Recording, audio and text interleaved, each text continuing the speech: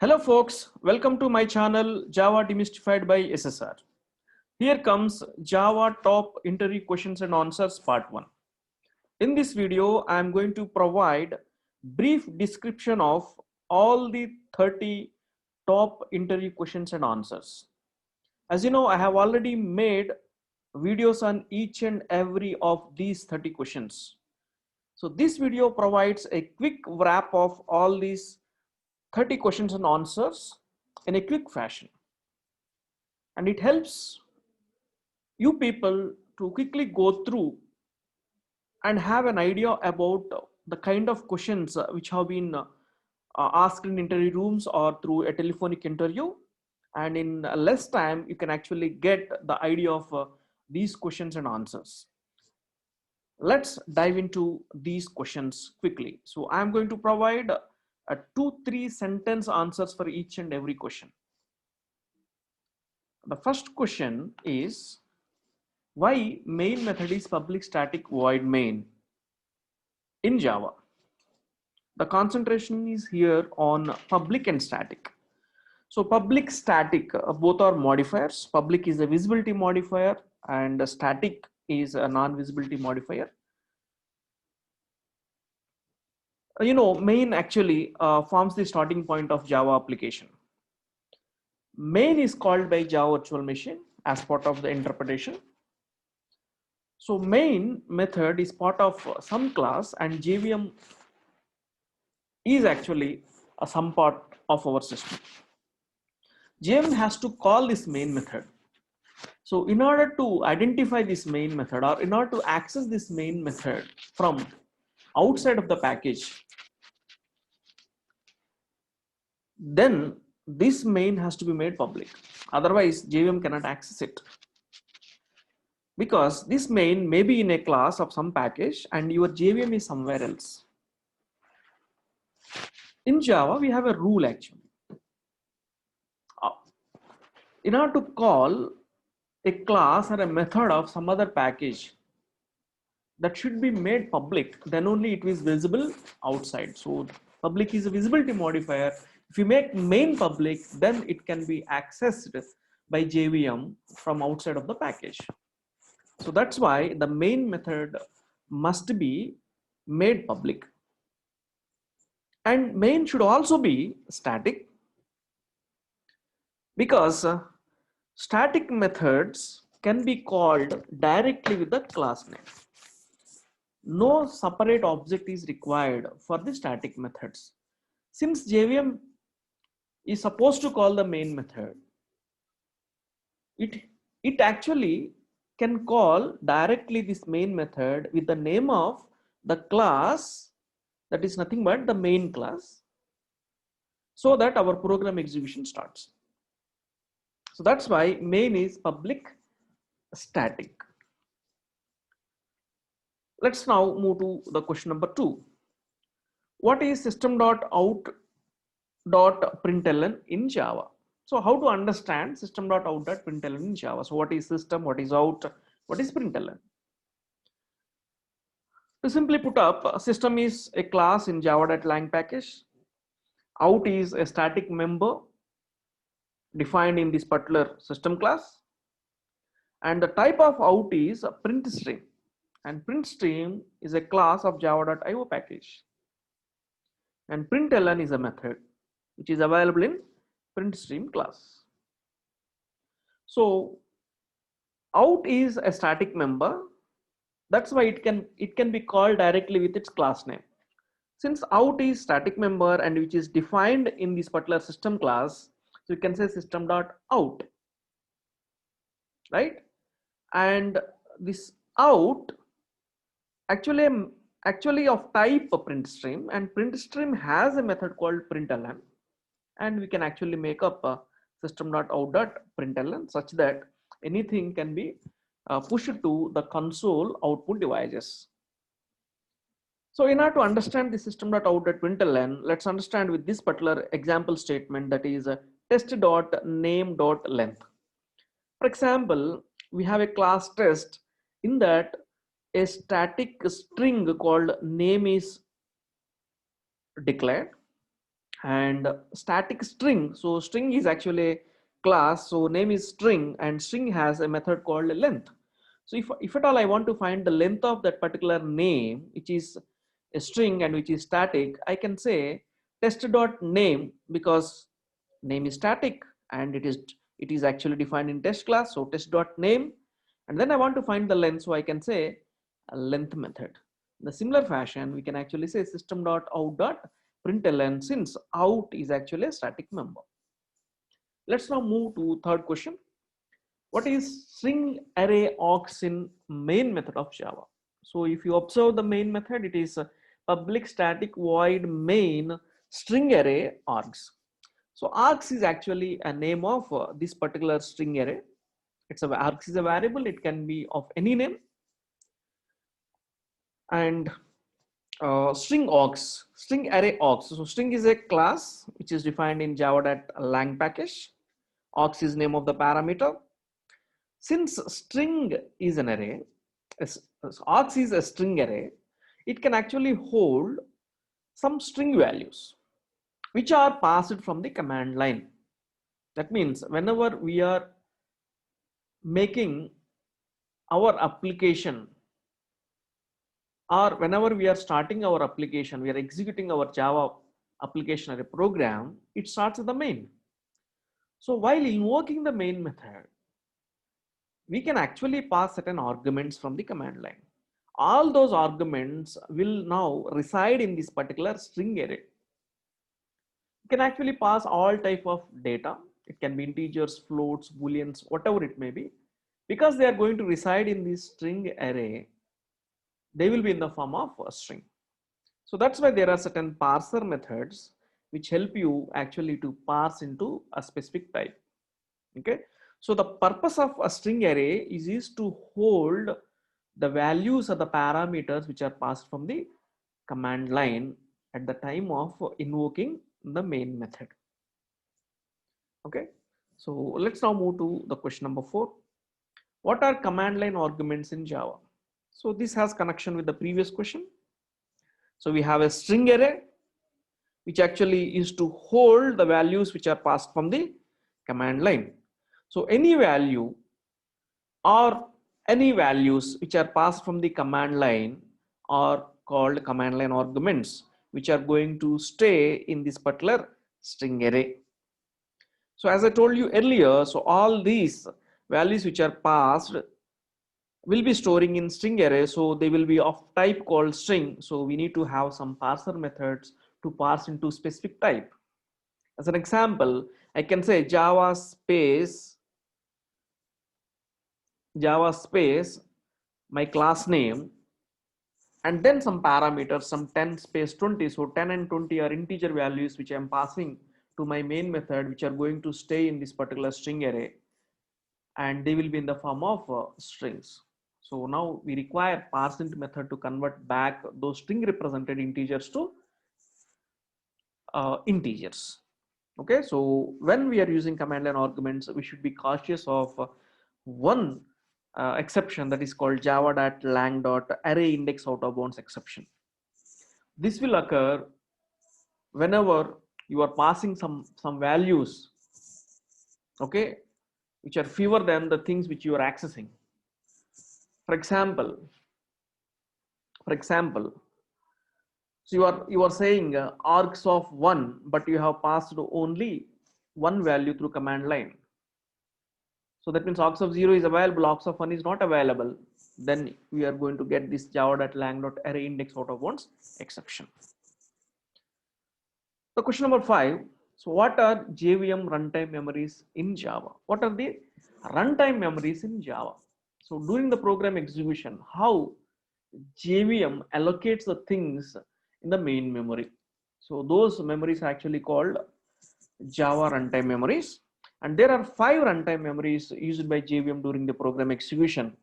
They are class area or method area, stack area, heap, native stacks, and PC registers. This class area or method area for static members, and the class information. The class information actually the byte codes of all the methods, if any constants, and any static members. Stack area for each method invocation. For main method, main stack is going to get created. That is a separate area. For any other method, a separate stack is going to get created. So for each and every method, a separate stack or stack frame is going to get created. That is stack area. For all the objects that we create using new operator will be created in heap area. And then we have native stacks for native method invocations. If we have any non-Java methods or foreign language methods, for them a separate memory area was created that is called native stacks. And PC registers is the fifth runtime area which is used by JVM for execution engine. And JVM uses only three registers: PC, FP, and SP: program counter, frame pointer, and stack pointer. The register set is very compact for the JVM and which is used to execute our program. Like this, there are 5 runtime memories used by JVM in Java. So let's come to sixth question. What are different kinds of variables available in Java? Well, basically two kinds of variables are available. First one is primitive type variables and second is reference variables. Primitive variables are based on 8 primitive data types of Java like integers, double, float, boolean, etc.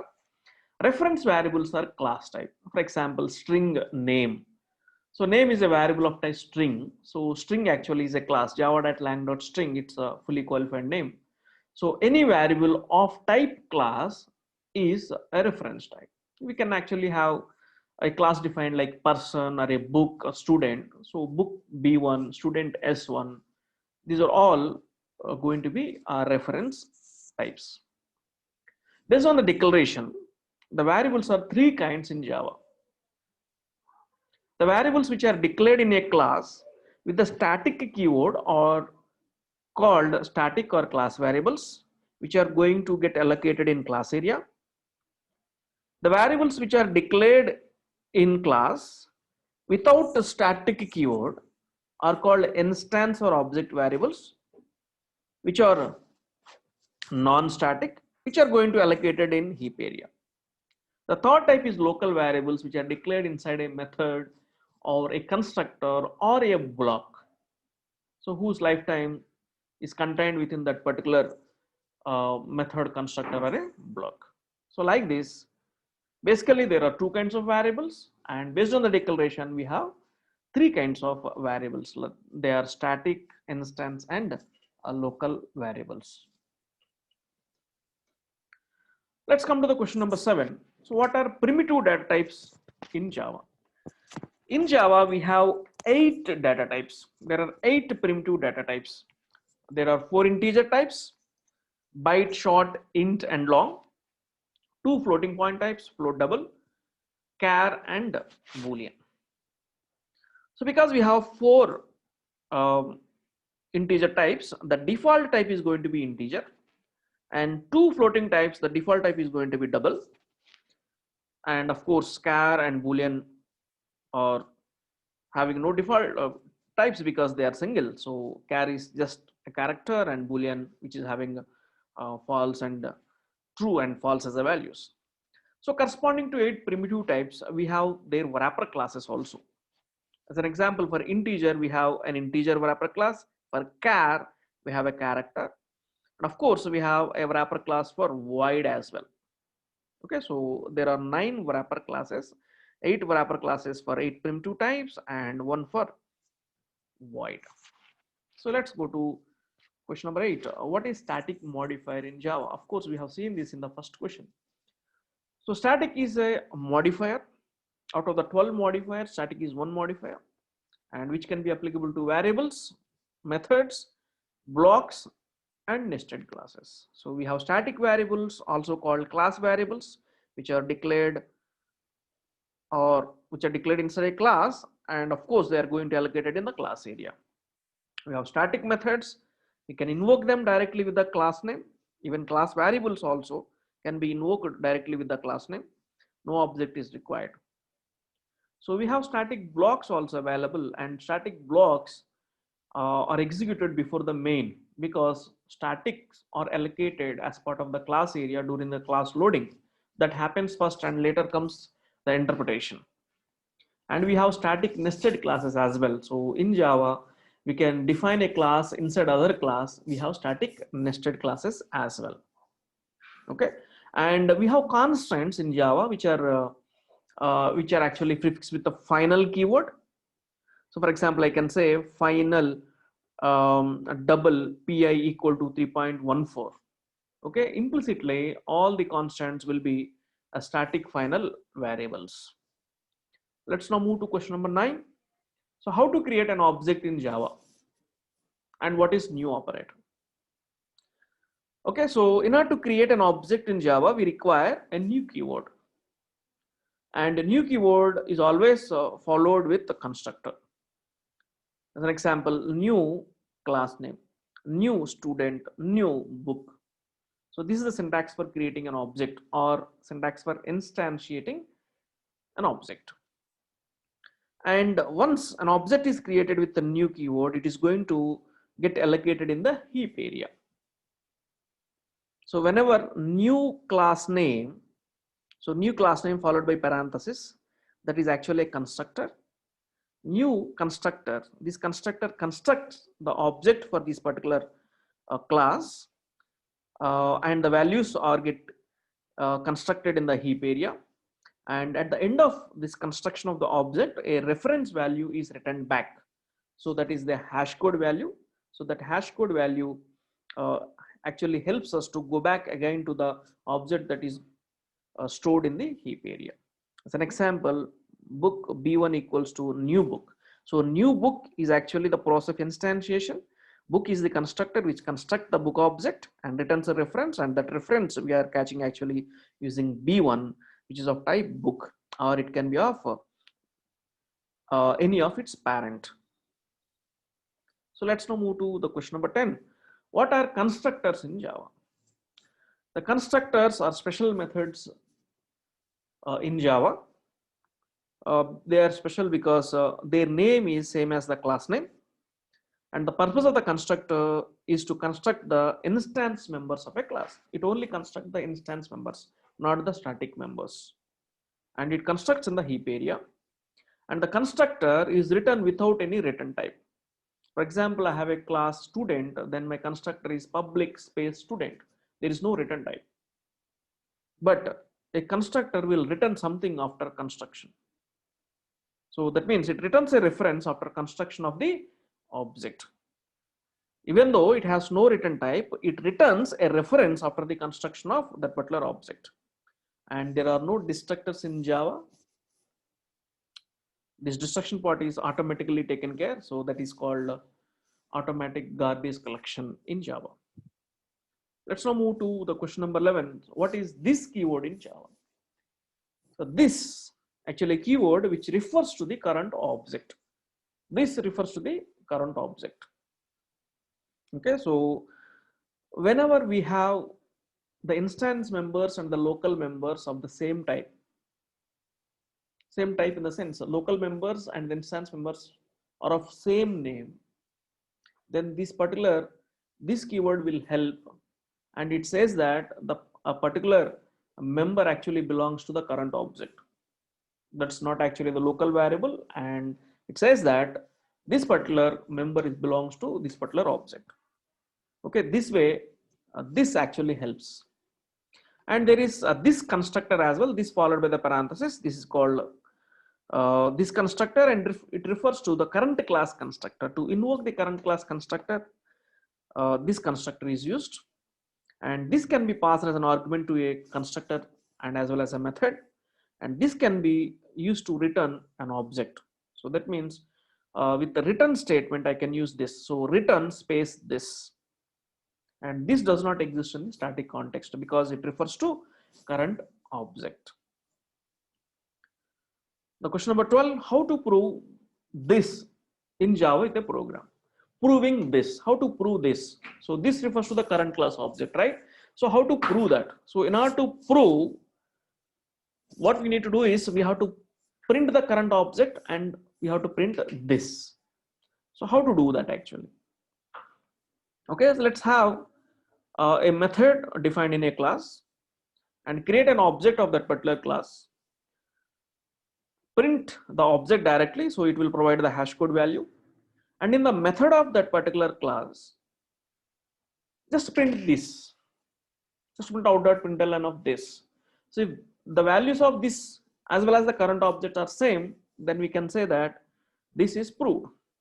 Okay, this is something like this. System.out.println obj. This you have to do in your main method after creating an object, and system.out.println of this has to be done as part of a method, and that method you call using this obj that is created. So both the values are same, that means both the hash code values are same, then this is proved. Let's now move to question number 13, how to print today's date in Java. So there are a number of ways to do this. We have a package actually called java.util, and the util package contains a class called date. So you can actually create date d equals to new date. Otherwise you can use fully qualified name like java.util.date, d equals to new java.util.date, and just print this d, system.out.println of d. So it is actually d.toString. So we are going to get the date actually with the day name, and of course the time and the time zone also going to get printed with this particular d of date class in util package.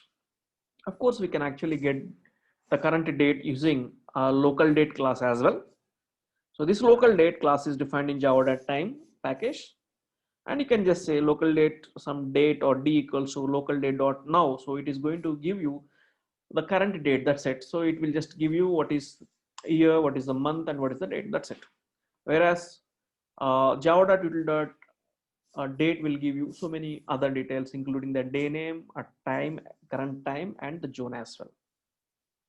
Let's now move to the question number 14. So what is the purpose of toString method in Java? ToString method is one of the 11 methods of object class. You know, object class is the superclass of all Java classes, which is defined in lang package java.lang.object. And toString method returns a string representation of the object. The previous question I told system.out.println of d, where d is actually a data object. So it will be d.toString. So by default, whenever we are printing an object reference, toString method is going to get appended to that particular reference. What it do there is it returns a string representation of that particular object. So we can actually make use of this toString method to eliminate the need of a getter method when overridden. So this, we know that whenever we are actually printing the object reference, toString method is going to get appended. So for example, I have a class student, and of course I have an object reference called S1, student S1. So system.out.println S1, which is actually going to give me a hash code. Okay, string represented hash code. So that is nothing but S1.toString. So what I can do is toString method can be overridden in that student class such that I can actually make the behavior of the toString to print the student details. Okay, I have actually videos prepared for all these 30 questions in detail. You can actually see the description of this video, and you can actually go to those programs and see. Question number 15, sorry. What is object class in Java? Explain clone method. So as I told you, object is superclass of all Java classes, and it has 11 methods. What are the 11 methods? 11 useful methods actually. So get class, toString, equals, clone, finalize, hash code, wait, 3 variants of wait, notify, and notify all. So these last 5 methods, 3 wait methods and 2 notify methods will actually will be used in threading concept. Whenever we have inter-thread communication, these methods will help. And then coming to equals method to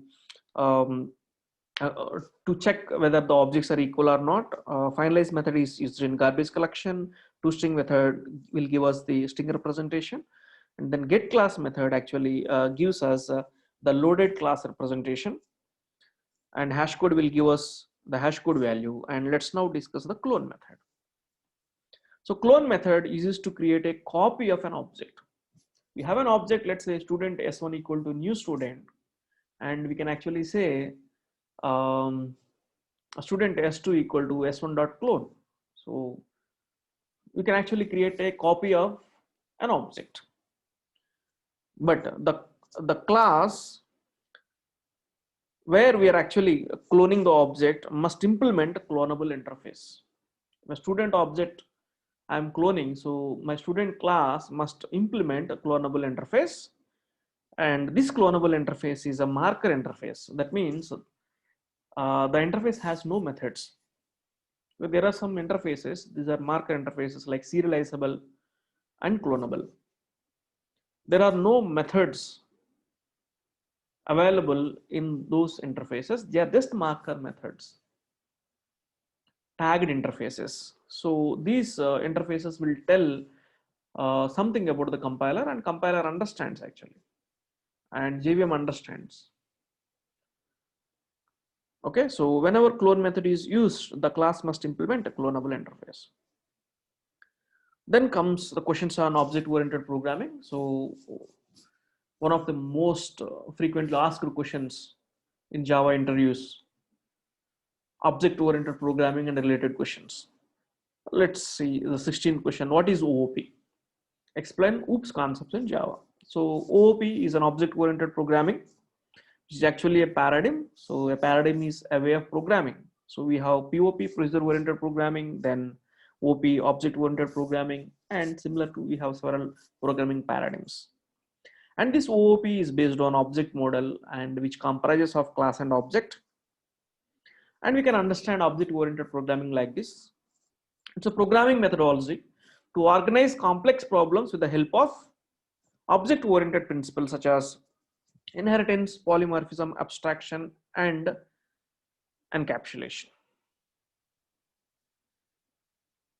OOP has evolved or came into the existence to solve the complex problems, because earlier paradigms failed to solve the complex problems.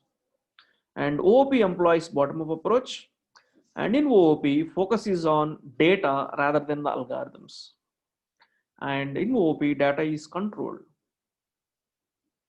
with the concept of encapsulation. So data will not freely move around the system, just like in other programming paradigms.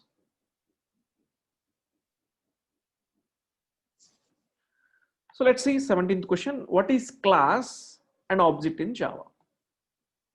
Let's understand object first. So an object is a real world entity which has state, behavior, and identity, which is a real world entity that we can see, that we can touch, that we can feel. And it should have a state, that means some data associated with that, some behavior that exhibits some behavior, that means whenever the data changes, whenever the state changes, it should exhibit some behavior, and some identity. It should be uniquely identifiable. Examples of the objects are my car, this book, your dog, that fan, this system, uniquely identifiable, this student, that student, etc. Class. A class is a blueprint which defines objects of certain kind. Or class can be understood as a template which is used to create objects. Examples of a class are car, book, dog, etc. So classes represent logical entities. They don't exist in reality, whereas objects exist in reality. That means state is associated with that. When I say a car, it is a logical entity which will have certain properties but not the state. A car will have a color, make, model, etc. They're just properties that describe that car, but that class or that properties will not have the values. Whenever you provide the values, that means a red color, BMW is the make, model, some model number. So whenever you attribute the state to that particular entity, then it becomes an object. That's why car is a class, my car is an object. Book is a class, this book is an object. Dog is a class, Your dog is an object. Okay. And finally, object is an instance of a class. Question number 18, what is encapsulation in Java? So encapsulation is one of the object-oriented programming principles. And it is a wrapping up of data and methods into a single unit. So combining the data and methods into a single unit. In Java, we have class. In class, the first portion is data members, and the second portion is methods. Encapsulation combines this data with methods. That means the data is accessible only through these methods that you have defined, so that the data will not move freely around the system. And the data has to be accessed with the help of these methods only. So by having encapsulation, we can have the benefit of restricting access. So we will have data security and implementation independence. I have the data and I can provide the implementation of that data using the methods, and nobody have their own implementation on this particular data. So that is what implementation independence. Okay, so class by object or class or object or the implementation units of encapsulation in Java. What is abstraction in Java? Abstraction is one of the object-oriented principles of Java. And abstraction is an act of representing essential features and hiding the irrelevant details or the background details. Abstraction means what? Focusing on high-level details or essential details by hiding the irrelevant or background details. Abstraction helps to solve the complexity of a problem. When you see a problem, you cannot understand that problem in its entirety. Then abstraction will help us. The abstraction make you to understand the complexity. And in Java, we have abstract classes and interfaces which deal with abstraction. Through abstract class, we can actually achieve 0 to 100% of abstraction. Through interfaces, we can achieve 100% of abstraction. Let's now move to the next question, that is inheritance. Question number 20, what is inheritance in Java? Inheritance is a pillar of object orientation. It's one of the most important principles of object oriented programming. And if inheritance is lacking in object oriented programming, then they are called object based languages. Example, Visual Basic, Ada, JavaScript, etc. What is inheritance? Inheritance is the process of acquiring properties of a class by another class. Strictly speaking, acquiring only non-private members of parent class by a child class. So we have different terminologies. We can call superclass, parent class, base class, from which the properties are acquired. The class that acquires those properties is called subclass, child class, or a derived class. Through inheritance, three things will happen. A child class will acquire all the non-private properties and it can have its own properties, and a child class can redefine the behaviors which it has acquired from the parent classes. Okay, and of course we have different types of inheritance like single, multi-level, hierarchical, multiple, and hybrid inheritances. And classes and interfaces participate in inheritance in Java. They are the implementation units of inheritance in Java. Inheritance exists among classes and inheritance exists among interfaces as well. The question number 21, what is polymorphism in Java? So polymorphism is the ability to take more than one form. The ability to take more than one form. So many forms is polymorphism. In Java, polymorphism happens in two ways. Of course, the implementation unit of polymorphism in Java is method. Okay, so method overloading will happen and method overriding will happen. Whenever method overloading happens, static polymorphism will take place, that is within a class happens. And method overriding, which actually happens whenever there exists inheritance, that means two classes must be there, minimum 2 classes must be there, and it sometimes leads to runtime polymorphism as well. Okay, and this runtime polymorphism is also called dynamic method and dispatch.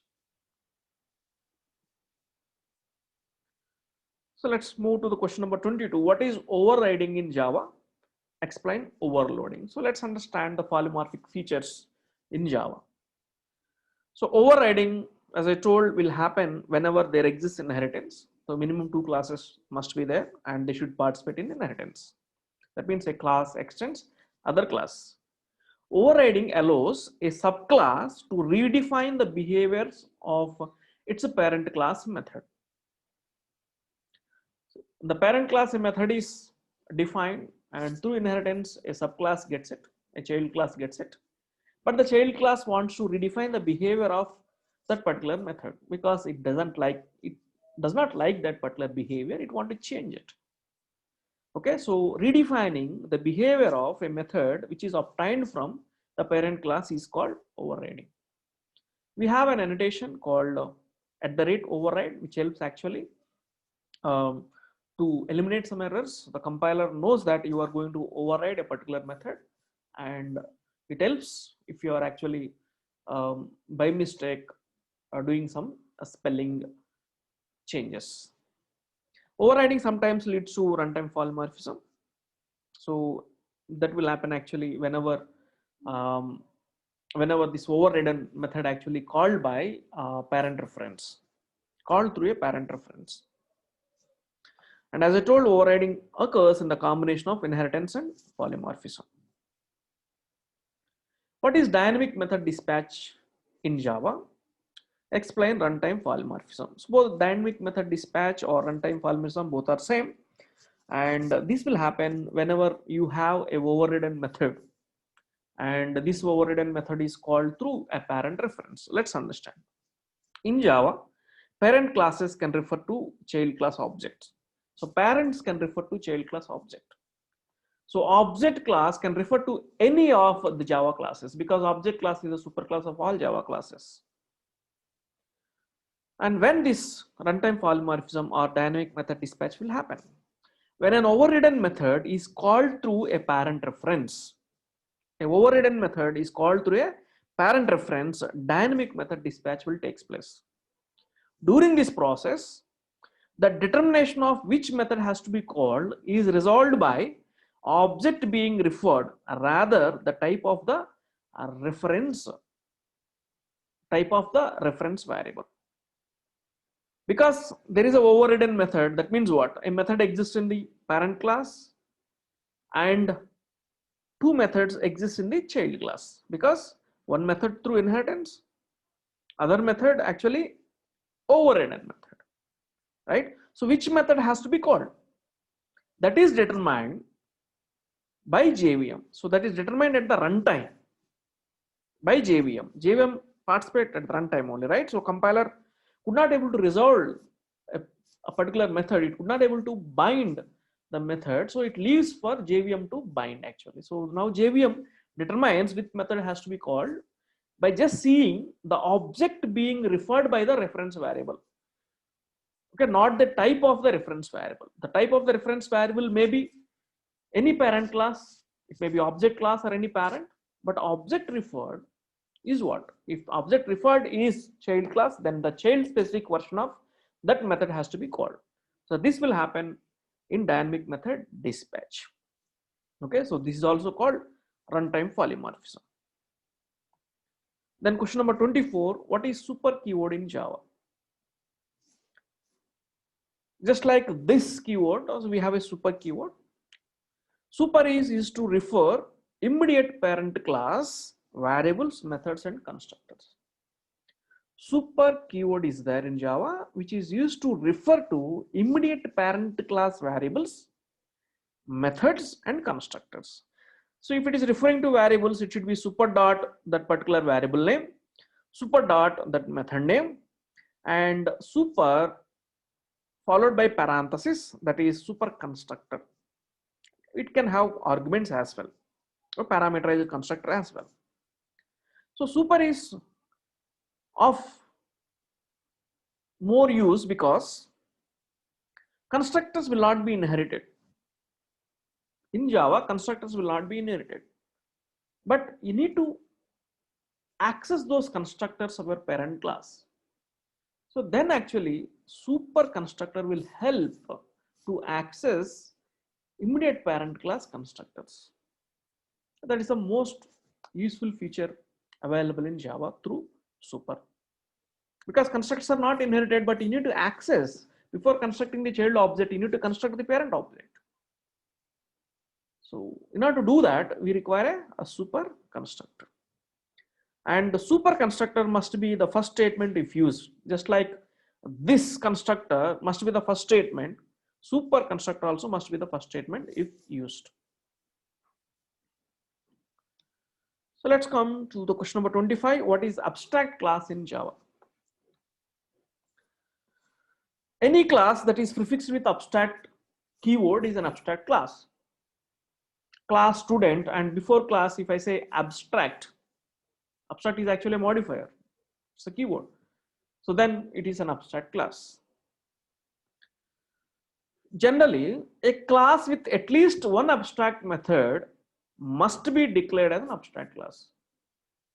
The first point is we can make any class as abstract by keeping abstract keyword. Usually what happens is if a class contains at least one abstract method, that class must be declared as abstract class. What is an abstract method? A method without any definition, just declaration.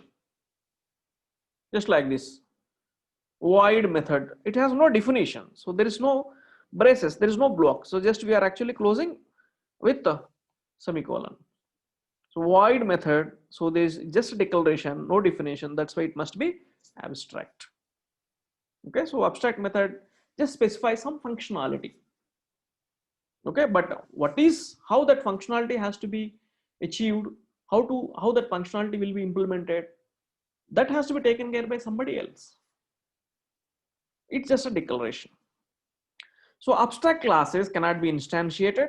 That means you cannot create an object for an abstract class.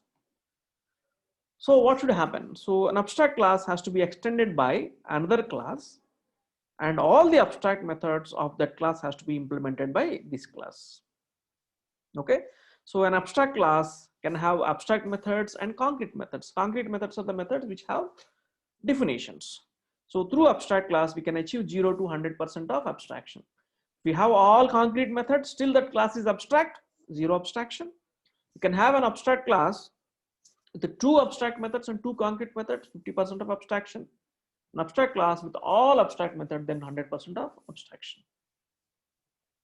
When it comes to question number 26, what is interface in Java? Interface is a class type, just like a class, it's a reference type, and it cannot be instantiated. Just like abstract class, interface also cannot be instantiated, and interfaces contain all abstract methods only. There are no concrete methods. Interfaces contains all abstract methods only. Other than abstract methods, interface can also contain constants. And one important feature of interface is all the members of the interface are public members only. So all the constants, they are nothing but public static final members, and all the methods, they are public abstract void or whatever written type it may be, those methods, all these members must be public only. And a class has to implement the interface and provide the implementation for all these methods, because interface also will provide only functionalities. So there should exist some other class which will provide implementation for those functionalities. Okay, so through interface we can achieve 100% of abstraction always. So coming to the question number 27, explain multiple inheritance in Java. So this is one of the most frequently asked questions in interviews. A class that extends 2 or more classes. A class that extends 2 or more classes directly. Otherwise, I can say a subclass with more than one direct superclass. A subclass with more than one direct superclass. Okay, so whenever a subclass with more than one direct superclass it leads to a diamond problem, because in Java, all classes will form in some hierarchy, and at the top you have the object class. Okay, and multiple inheritance is not supported in Java because of this, because multiple inheritance leads to diamond problem, and you will get some ambiguity of the variables and methods because of the diamond problem, and in Java it is not supported. But in C++, multiple inheritance is there, and it works well with the virtual base class concept. Okay, so why actually in Java it will not support multiple inheritance? Means it leads to ambiguous references to variables and methods. But multiple inheritance is supported in Java with the interfaces. With the classes, multiple inheritance is not possible. That means a class cannot extend more than one class. That means class A extends B, that's it. B comma C is not allowed. Whereas with the interfaces, it is possible, because a class can implement more than one interface. Class A implements B comma C comma D, a number of interfaces. So question number 28, what are inner classes in Java? So in Java, we have classes defined in other classes. That means a class can contain other classes in it.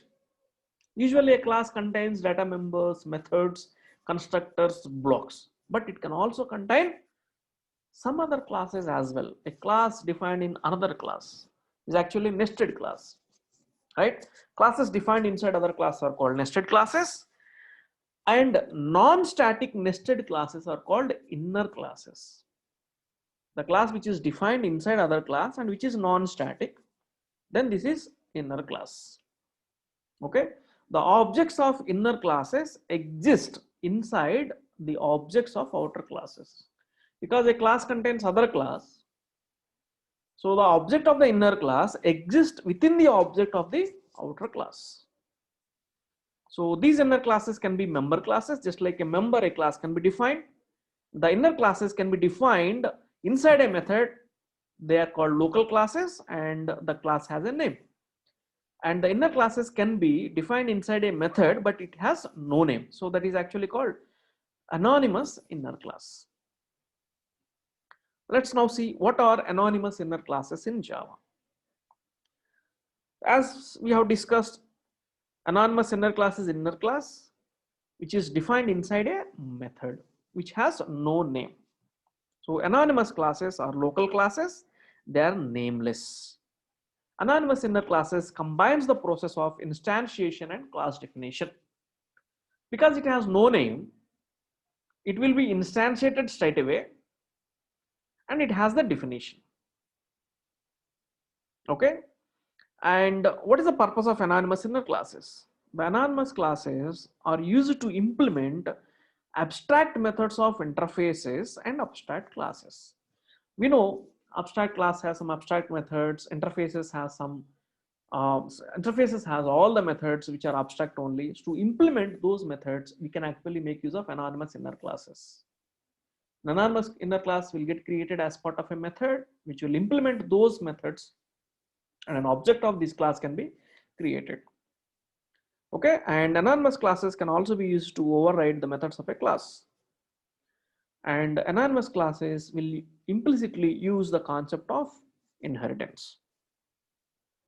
So let's come to the last question of this part 1 series. What are the static nested classes in Java? So static nested classes, also nested classes, they are defined inside a class, but the class modifier is static. Okay, a static class defined inside an outer class, and this class has a modifier called static. So because it is static, so it can access only static members of the outer class. Because static has restrictions, it cannot access non-static members directly. Okay, so it can only access static members of the outer class. Because it is static class, outer class object is not required to access the static nested class, because static members can be directly accessed. So you need not to create an object of the outer class to access the static nested classes. So by the name of the outer class, the static nested class can be accessed. Okay, So that's about the 30 most frequently asked interview questions. And I have already made videos of each and every of these questions in detail. So there are some 15 to 20 minutes long and sometimes 30 minutes long videos of these questions, which are explained beautifully, clearly with example programs.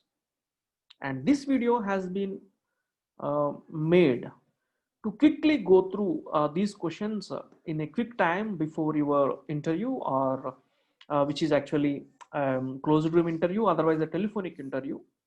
So these lines which I explained for these questions will actually save your time and boost your confidence before going to the interviews. I hope these questions will help you, sure. And please see the description of this video for individual video links of each and every question of these 30 questions. So thanks for watching. Please like, share and subscribe to my channel Java Demystified by SSR. Thank you and all the best.